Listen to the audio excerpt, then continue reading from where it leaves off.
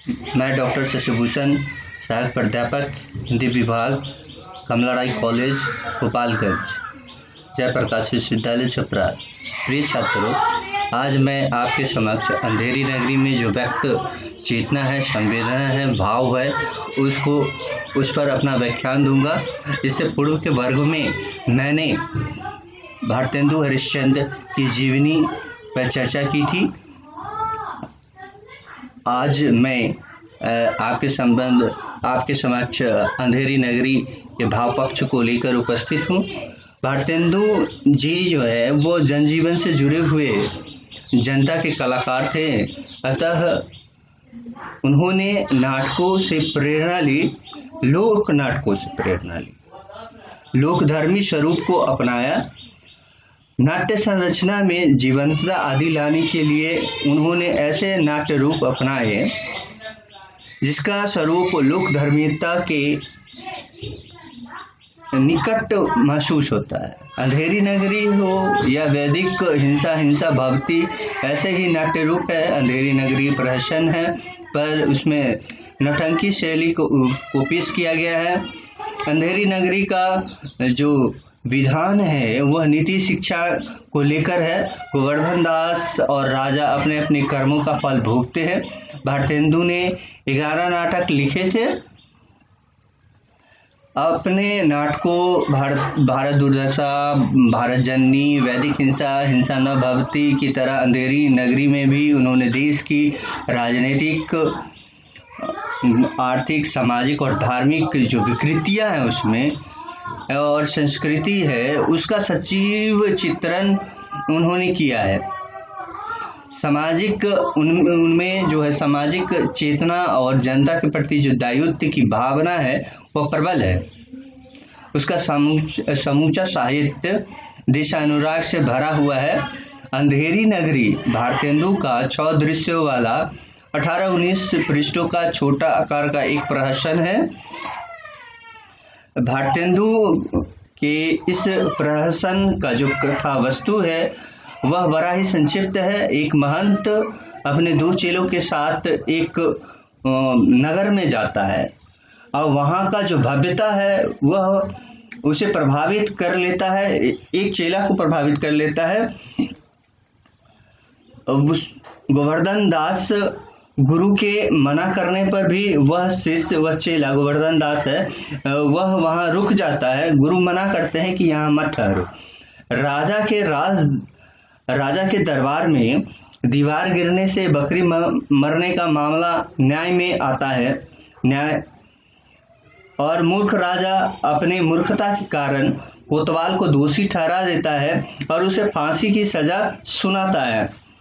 फांसी का फंदा जब बड़ा हो जाता है तब कोतवाल को छोड़ देता है, क्योंकि कोतवाल दुबले पतले और पतली गर्दन है उसकी, इस कारण उसे छोड़ देता है और उसे उसके उपयुक्त फंदा के उपयुक्त गोवर्धन दास की गर्दन देखकर उसी को फांसी देने के लिए तैयार हो जाता है।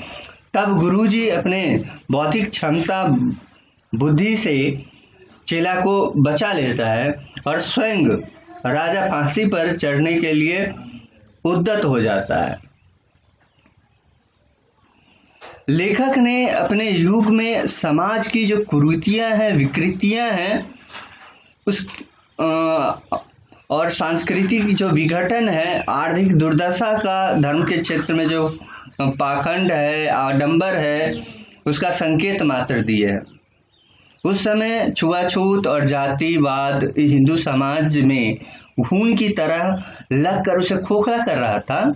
इसका संकेत भारतेंदु ने दिया है। अंधेरी नगरी का जो हलवाई है इसका खुलासा हुआ। कहता है हलवाई कि ऐसी जात हलवाई जिसने 36 कौम है भाई, ऐसी जात हलवाई जिसके 36 कौम है भाई। ब्राह्मण और वैश्य जाति के दोषों की भी अच्छी खासी खबर ली गई है।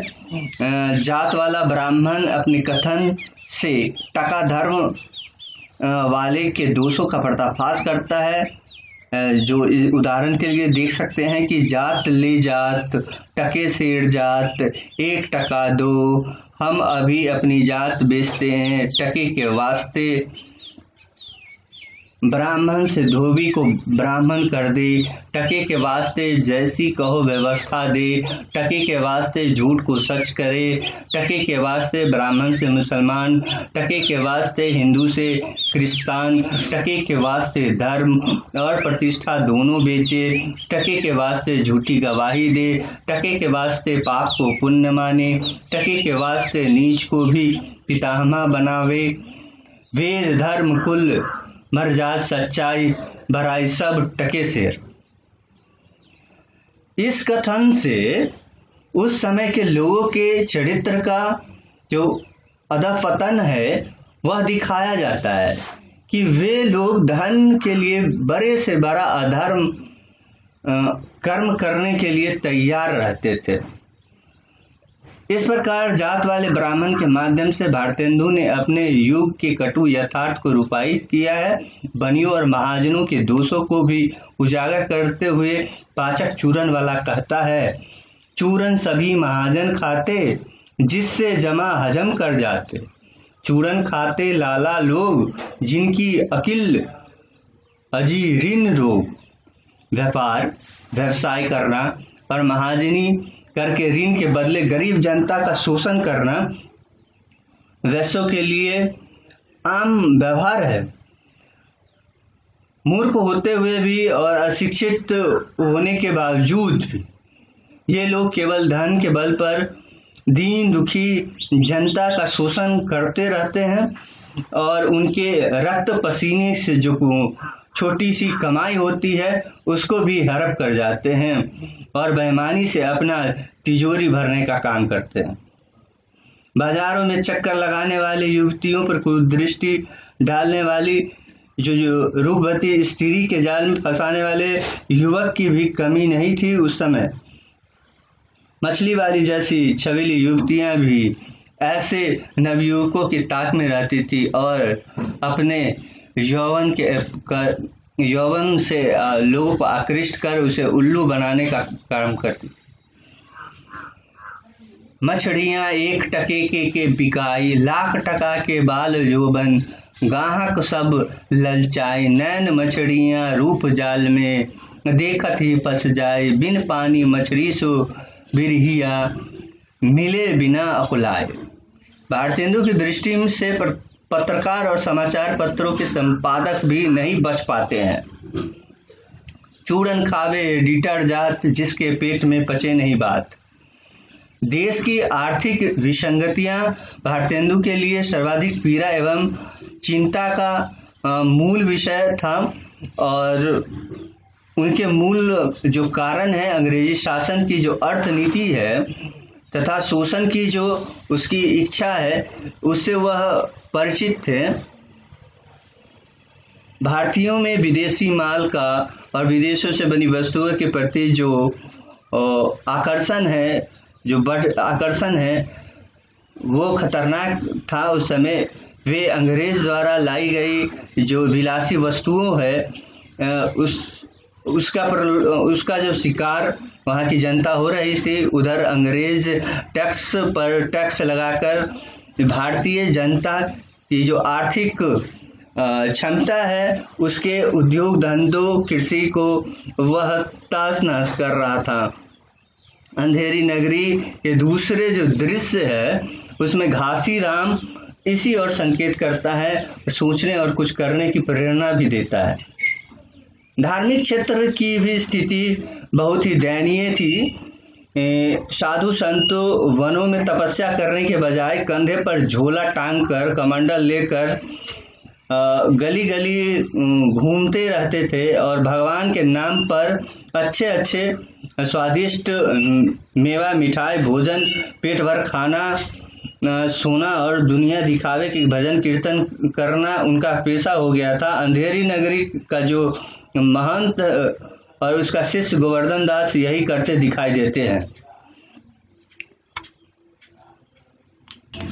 हिंदी नाटकों में राष्ट्रीय भावना को सर्वप्रथम स्थान देने का श्रेय भारतेंदु को ही है। भारतेंदु द्वारा लिखित जो प्रहसन है अंधेरी नगरी, ऐसा ही रचना है। इस प्रहसन का राजा देशी रियासत का विवेक शून्य दुराचारी शासक की तो है ही, अप्रत्यक्ष रूप से भारतेंदु ने उसके माध्यम से तत्कालीन जो अंग्रेजी व्यवस्था है और शासक है उसके देश के लिए जो नीतियां हैं उसके ओर संकेत किया है, क्योंकि पुलिस कानून रिश्वत न्याय व्यवस्था जैसा और जितनी अंधेरी नगरी में दिखाई गई है वैसा ही अंग्रेजों द्वारा शासित प्रदेश में भी थी। कर लगाने वाले जो और कानून बनाने वाले तो अंग्रेज ही थे, देसी रजवाड़े उन्हीं के बनाए हुए कानून पर चलते थे और अनेक स्थानों पर भारतेंदु ने इसका खुलकर विरोध भी किया और कानून और अंग्रेजी शासन तंत्र है उस पर चोट करने का काम किया है। अंधेरी नगरी प्रहसन का राजा अंग्रेज के प्रतीक है। नाटककार भारतेंदु जी ने उसे फांसी पर चढ़ाकर एक और अपना आक्रोश व्यक्त करते हैं, तो भगवान से यह कामना भी करते हैं कि उसका शीघ्र ही अंत हो और दूसरी ओर निराश जनता को ढाढ़स बंधाया जाए। आश्वस्त किया है कि भारत का उद्धार शीघ्र होगा। अंधेरी नगरी का चौपट राजा अविवेकीपूर्ण राजसत्ता का प्रतीक है, जिसे नौकरशाही मनमाने ढंग से चलाते हैं। उदाहरण है कि कुछ पंक्तियां हैं, भीतर स्वाहा बाहर सादे, राज करिए अमले अरू प्यादे। नौकरशाही की जो लाल फीताशाही का बोलबाला है और सब परेशान है, जनता परेशान है। इस प्रहसन में पैसा को केंद्रीय महत्व की वस्तु और 1 टका दो हम अभी अपनी जान बेचते हैं, टके के वास्ते ब्राह्मण से धोबी हो जाए और धोबी से ब्राह्मण कर दे। अंधेरी नगरी में सच्चे लोगों को कोई नहीं पूछता है, जबकि जो प्रपंची लोग हैं, धूर्त लोग हैं, उसका पूरा वर्चस्व है। आज भी कमोबेश यही स्थिति तत्कालीन समाज में, तत्कालीन देश में ऐसा देखने को मिल जाता है। अंत में अंधेरी नगरी लेखक की ये प्रगतिशील सामाजिक राजनीतिक चेतना और देशभक्ति को उजागर करने वाला, युग यथार्थ का बोध कराने वाला ही नाटक माना जाता है। इन नाटकों की समसामयिक संदर्भों का जीवंत नाटक कहा गया है।